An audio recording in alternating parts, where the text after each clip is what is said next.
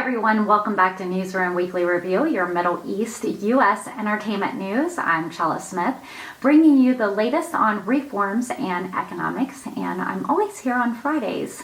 Subscribe now and you'll get my early release times. Thank you for joining me. Let's get right into it. The European Union deplores the threat of violence against the United Nations missions and electoral commissions in Iraq. Baghdad Mwanzi News reported the European Union on Saturday deployed the recent threats to staffs of the United Nations assistant missions for Iraq, UNAMI, the Independent High Electoral Commissions, and other bodies following the publication of Iraq's election results earlier this month. The violent manifestations have no place in democracy. EU External Relations spokesman Peter Stano said in a statement, noting that the voting on Election Day was largely peaceful and orderly and voters were able to freely express their will. He stressed the need to redress any appeals or complaints related to the elections through legal procedures, stressing the importance of all parties resorting to the legal means to address any grievance they may have regarding the election results. He expressed the European Union aspirations to work closely with the next Iraqi government in implementing the necessary reforms demanded by the Iraqi people. It is noteworthy that the political blocs that did not achieve advanced results in the early parliamentary elections that were held on the 10th of October expressed their rejections and skepticism of the results, while the Independent High Electoral Commissions announced last Wednesday that it had received about 1,400 appeals against the results. Shabak News reports digital currency and trading them in are now a strange phenomenon for Iraqis in general, but they are widely spread in many countries of the world and they deal with them and adopt them as an important economic resource. Recently, on a large scale, a digital currency called Hazm was launched by Arab media. Mohammed Al-Arab, who was famous as the delegate of Al-Arabiya and Al-Hadarth channel in Yemen to cover the war of the Saudi-led coalition forces against the Halith modern digital currency. Mohammed Al-Arab is a Barzani journalist of Iraqi origins, born in the city of Fallujah, east of Bar governance, and this is what contributed to the widespread spread of his digital currency Hazm in Anbar, as hundreds of Anbarists, perhaps thousands of them, have invested in Hazm's currency and tried their luck too. Shabak News Agency investigated the nature of the modern and widely spread currency in Anbar, as it was launched nearly 3 months ago when 1 million bundles were equal to $500, but it rapidly spread and people's desire to invest in it raised the price of the currency significantly to reach the price of the 1 million bundles to more than $24,000 after the increase in the turnout of the Anbarists. The Facebook groups which Anbarists follow are crowded with inquiries about the nature of the modern digital currency in order to invest in it, increasing traders with up to 10 times profit. One of the owners of the modern digital currency sales office in Anbar says that because of the currency's newness, there are many people who want to invest their money into it, but their fears of any fraud, and fraud prevents this. The owner of the office told Shabak News Agency, asking not to be named, that the real reasons for citizens' fear is that Iraqis do not anonymously possess of a culture of digital currency, as there is no possibility of the fraud, especially since many countries of the world deal with digital currencies extensively. He pointed out that the currency is at the same time as the dinar or the dollar. It is subject to decline or raise, and the coming days are enough to answer all questions and allegations of the skeptics. Shabak News then reported advisor to Iraqi Prime Minister for Financial Affairs, Mauser Mohammed Shali, revealed on Sunday that there are 2 types of digital currency globally, referring to the official of one of them. Shabak News Agency, through its report published Saturday, providing details of a new digital currency that entered the regions of western Iraq, which we just discussed, the price of which reached more than $4,000 US aimed at the unpredicted turnout of the population. Chella told Shabak news agencies that there are two types of digital currencies, one of which is called cryptocurrencies, noting that it is a system outside the control of the central bank and financial markets, and it is traded through its subscribers and founders. So therefore, there is a commodity exchange and the coverage of transactions outside the control of the international financial supervision.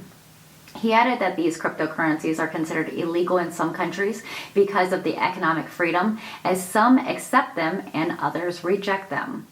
He warned that these currencies are closer to hierarchical companies that give big money and then collapse after that because they do not have an economic basis, but rather are financial speculations, explaining that it is like a bubble and its risks are many.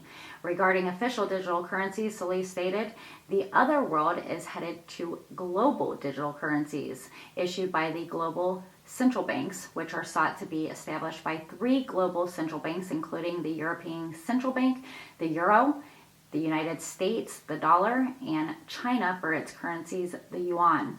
He pointed out that these digital currencies are important because they will reduce the cost of transactions because the free cash in circulation has a problem, such as movement and storage, and therefore, cash will be numbered controlled by the central bank. He added these types of digital currencies will have a high level of transparencies as the central bank will be able to know the dinar that comes out from where and goes to where, meaning that this has an ability to monitor financial transactions for the sake of a penny. He pointed out that these digital currencies at the same time will lose privacy of transactions with their secrets, which is a kind of domination of human control, which is the closest thing known to globalization of the digital financial system. He stressed that the globalization is considered dangerous because it will dominate not only companies but even the individuals, as it is part of subjugating the countries that deal in its currency, and the movement of people will be known despite its transparencies, but it is mandatory as it is a digital to preserve people's rights, except where it will be under financial supervision by the central bank. Baghdad NAS News reports the Association of the Private Banks announced on Monday granting loans worth 747.3 billion dinars to 8,612 projects. The executive director of the association, Ali Tariq, said in a statement that the Central Bank of Iraq launched a lending initiative worth 1 trillion dinars to support economies and projects of all kinds, noting that 44 banks participated in the initiative. He added that the banks loaned 8,612 projects worth 747.3 billion dinars and contributed to creating thousands of direct and indirect job opportunities, in addition to lending them hundreds of citizens to buying housing units. Tariq pointed out that the central bank 1 trillion initiative supported the various industrial, agriculture, commercial, residential, and other sectors, and led to contributing to improving the situation of local industries and obtaining a market share in light of the sweeping of imported products. And he indicated that women have obtained a good percentage of loans in light of the general trend of the central bank to empower Iraqi women and motivate them to integrate into labor markets and establish private businesses. He pointed out that the monetary policy represented by the central bank has supported small and medium businesses because they constitute about 90% of total companies in most economies of the world and provide the largest percentage of job opportunities, and that the doors of banks are still open for those wishing to obtain loans to support their economic projects, which start from $1 million dinars to more than $1 billion and are very easily interest. They also have more on Telegram if you want to know more about that under NAS News. Shafak News on Monday reports the United States of America describes its relationship with the Kurdistan region as a strategic partnership and a catalyst for stability in Iraq and the region. This came during the reception of leaders of the Kurdistan Democratic Party, Major Barzani, to the U.S. ambassador to Iraq's Matthew Tweller, and the accompanying delegations in Erbil. During this meeting, the U.S. ambassador congratulated the success of the Iraqis' parliamentary elections and the victory of the Kyrgyzstan Democratic Party candidates, expressing at the same time his hope that these elections would become a reason for consolidating stability and corrections the political process in Iraq. The U.S. ambassador stressed that this is his country's partnership with the Kyrgyzstan region is a strategic and catalyst for stability in Iraq and the region. According to the statement by Barjani's office, the two sides discussed the views on the post-election phase and the formation of Iraqi's government, and it was stressed the need to observe the principles of true partnership. During this meeting, they discussed the situation in Syria and the terrorist threats throughout Iraq.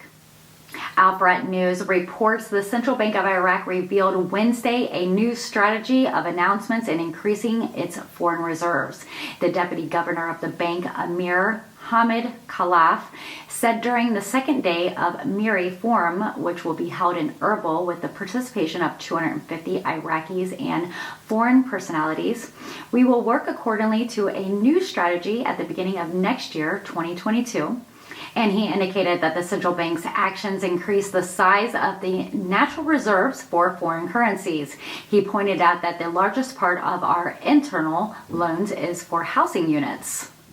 And lastly, taking a look at the elections in the Middle East, politicians have formed the largest political bloc in Iraq after the national elections on October 10th and are calling for unity as rival political groups negotiate for the important positions in a new and exclusive government, according to the Kurd press.